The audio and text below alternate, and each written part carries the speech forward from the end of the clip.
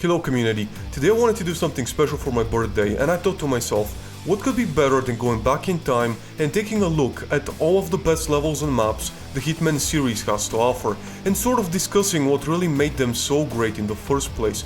I'll try to pick the best level that all of them had to offer, the one that ultimately was able to stand the test of time the most and define the game's mechanics and overall atmosphere. Starting all the way back in Codename 47, that level has to be Traditions of the Trade.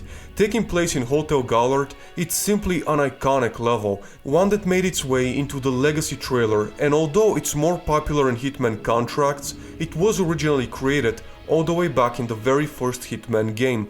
There's something about Hitman and hotels that just fits, like a Discord moderator and a neckbeard. It's simply part of the process. It's a simple location, okay, but the designer has to make sure that enough of the hotel is accessible in order to give you freedom of approach, requiring to explore and traverse it, giving you different memorable locations, all part of the same experience.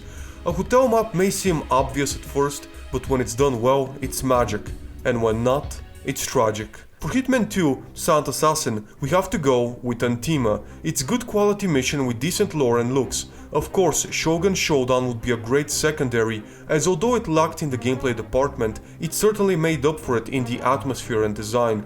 However, this level was just a really good Hitman level, and sometimes that's all you can ask for. You're tasked with hunting down and assassinating Don Giuliani and rescuing Father Vittorio. For once, Agent 47's goal isn't so much to murder, but to rescue someone. It's a decent story, all things considered, but there's no denying Hitman 2 Silent Assassin lacked in the atmosphere department. They improved the gameplay from Codename 47, no doubt about it, but were yet to be focused on the environments, something that would take a drastic change in the next release. Speaking of that, Hitman Contracts. Talk about atmosphere. That's as good as it gets, really. 47 is wounded and through hallucinations is reminded of previous skills. Some you've done before in Codename 47 and others are brand new ones you are yet to discover. Though an extremely difficult choice, I decided to pick Beldingford Manor as my main mission to represent this game. 2 targets and a hostage, a rainstorm in the middle of the night in a mysterious manor filled with hidden doors and secrets. How much more atmosphere can you get? There's no shortages of people either, but combining this level with the eerie and unsettling music of Jesper Kid makes for a very immersive experience. It's such a shame we never really got to experience a mission like this in modern Hitman.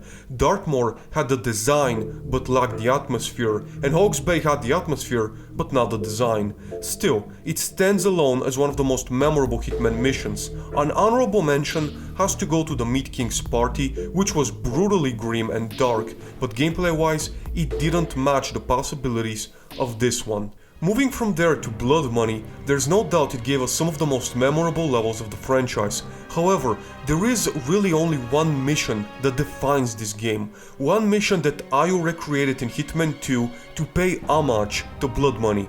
A New Life. My favorite mission in the franchise by far.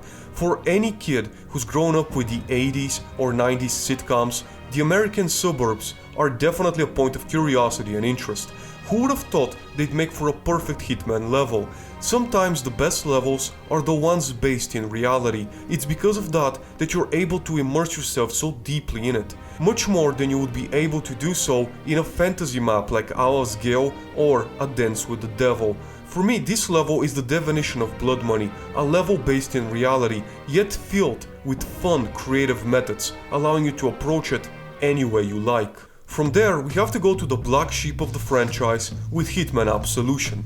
Though the linear gameplay was not something favored by a lot of classic players, there's no denying this game had a lot of atmosphere, and no level proves it better than Hunter and Hunted, starting at the Vixen Club. When you first visit the club, it doesn't seem like a big deal, strippers, bouncers, and a lousy copy of Ron Jeremy as your target. However, as you proceed along, you find out there's much more to it. Strippers are mysteriously disappearing after having private sessions with Don Osmond and his special buddies.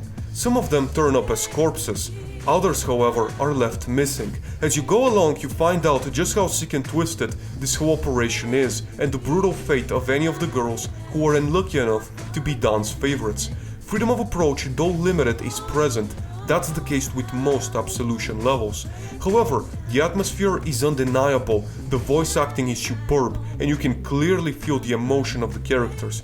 From the horrified women scared for their life, to the lousy bouncers and officers trying to get one up on each other. It's a mission filled with all type of different layers, each one of them more sadistic than the other. If you liked the Meat King's party in Contracts, you'll love this mission. Not to mention, it also continues on into Chinese New Year, where you have 3 different targets with actually a pretty good and reasonable freedom of approach.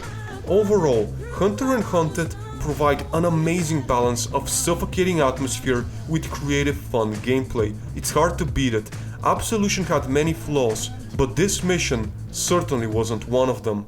And finally, we're gonna make our way to the trilogy that we all love with Hitman 2016, the reboot. There is only one mission, and one mission only, that can be on top of the standings when it comes to this game. Colo Sapienza. Of course, a beautiful, wide open map, allowing you to fully traverse and explore it any way you like. The atmosphere and lore are nothing special, but that can be said for most of the 2016 maps. However, the gameplay is excellent, the map is built entirely with freedom of approach in mind, and it shows brilliantly. I think the big reason people love this map so much is because of how open it is. There's a sense of freedom when traversing. Unlike most of the other Hitman maps at that time, this didn't feel restricted or enclosed in a big building. It was just fully out there with very few restricted areas, and it allowed players to feel more at ease and relaxed while playing it. There's really not much else that needs to be said. The only map that can even remotely compete with it is Paris, but it takes place in the dark, in a restricted building. This is free and wide open area in a beautiful sunny day. There was no way any other map could take its spot when it comes to 2016, so although an obvious choice, it was one that needed to happen. Hitman 2's best level, however, is no mystery at all. The beautiful and diverse level of Miami. That's not up to debate either. IO made a documentary called Making Hitman 2's Best Level, entirely focused on Miami. It's very obvious even to them how good it is. Looking at it from the outside, it carries a lot of similarities to Sapienza. Wide open spaces, most of them unrestricted, allowing you to freely traverse and explore them. The targets were phenomenal. One simple target, but with a lot of options in Robert Knox, and one target that is split with 2 different sections in Sierra Knox, allowing you to fully control and guide her any way you like you would in the bedroom. But that's not all the map has to offer. It is also filled with Easter eggs and diverse locations that are completely different from one another. There is a lot of meat to this map, and it's all well put together, something that couldn't be said for most of the other maps in Hitman 2. Mumbai was overcooked, Whittleton Creek was severely undercooked, Santa Fortuna felt like 4 different missions splashed into one, but Miami, well, Miami was just right. And finally, for Hitman 3, it's Apex Predator in Berlin. The map was great because it fully understood the player base. You see, by this point, we had already gotten 2 Hitman games, and they were very similar to each other. Though games innovated, the differences weren't many, and a lot of players had become quite good and proficient in the core gameplay, meaning that regular maps with just a few targets were no longer really that challenging for them, as due to how limited some of them are especially, you only had 1 or 2 methods of beating them properly, and people just stuck to those. However, with Berlin, IO completely changed that. They added not 1, not 2, not 3, but 10 targets, 11 depending on your starting location. You only needed to kill 5 of them in order to get the mission done, but you had full freedom to choose which ones to go after.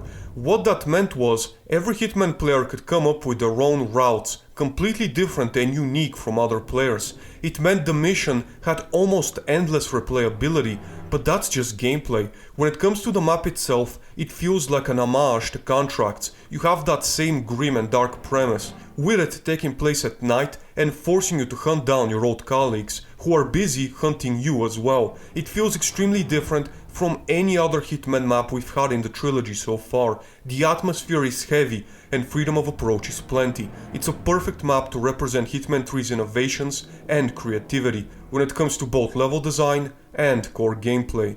And with that, we've named them all. For me, there is no better way to celebrate my birthday than doing what I love, making videos about games I'm passionate about, and for those of you who enjoy my content, I'm glad to have you here. Although I'm sure you may have other maps in mind that deserve a mention, you can place them down in the comments below. And until next time, thank you very much for watching.